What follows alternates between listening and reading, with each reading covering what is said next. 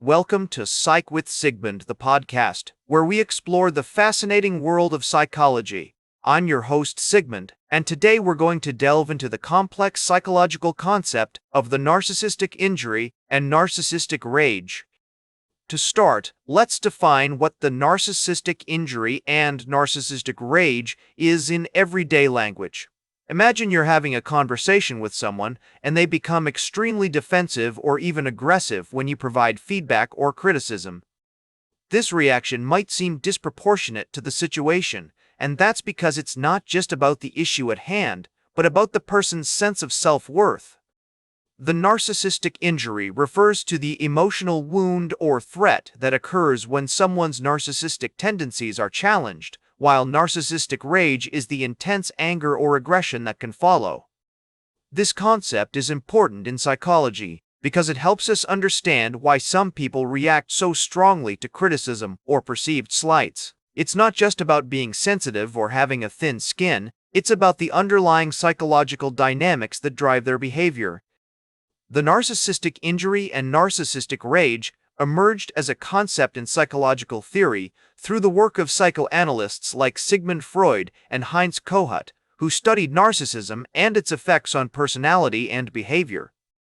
From a theoretical perspective, the narcissistic injury and narcissistic rage can be understood through several major psychological frameworks. One key framework is psychodynamic theory, which suggests that our thoughts, feelings, and behaviors are influenced by unconscious motivations and conflicts. According to this view, narcissistic individuals have a fragile sense of self that is vulnerable to injury or threat, leading to intense emotional reactions. Another important framework is social learning theory, which proposes that we learn new behaviors and attitudes by observing and imitating others. In the case of the narcissistic injury and narcissistic rage, this might involve learning aggressive or defensive behaviors from others, such as family members or peers. Cognitive behavioral theory also provides insights into this concept, suggesting that distorted thinking patterns such as grandiosity or entitlement can contribute to narcissistic tendencies. Research has provided significant evidence for the narcissistic injury and narcissistic rage. For example, studies have shown that individuals with narcissistic personality disorder are more likely to experience anger and aggression in response to criticism or perceived slights. Other research has found that people who score high on measures of narcissism tend to be more sensitive to social rejection and are more likely to engage in aggressive behavior when they feel threatened. But what does this mean for our everyday lives? How can understanding the narcissistic injury and narcissistic rage help us navigate complex social situations or build healthier relationships? One practical application is in the workplace, where narcissistic leaders or colleagues can create a toxic environment through their aggressive or defensive behavior. By recognizing the signs of the narcissistic injury and narcissistic rage, we can develop strategies to manage these situations effectively, such as setting clear boundaries or seeking support from others. Therapeutic approaches, such as psychotherapy or counseling, can also help individuals with narcissistic tendencies to work through their underlying issues and develop more adaptive coping mechanisms. For example, a therapist might use cognitive behavioral techniques to help the individual identify and challenge distorted thinking patterns, or employ psychodynamic techniques to explore the unconscious motivations driving their behavior.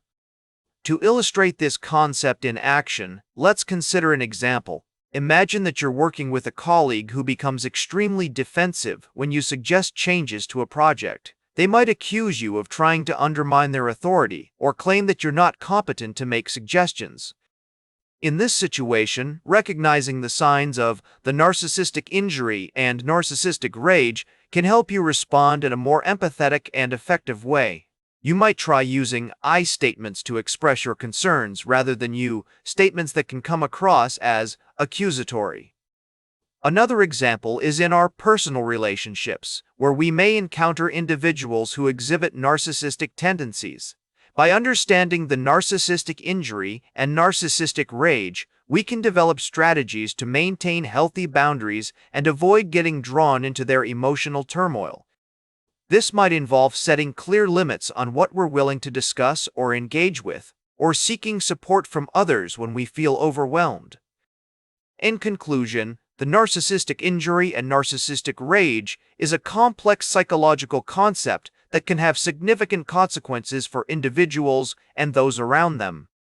By understanding the definition, theoretical background, research findings, and real-world applications of this concept, we can develop more effective strategies for managing conflicts, building healthier relationships, and promoting emotional well-being.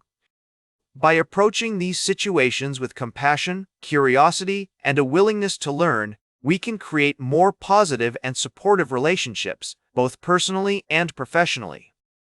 If you have any questions or topics you'd like to explore further, please don't hesitate to reach out. Remember to like, share, and subscribe, and until next time, may your ego find balance between pleasure and reality.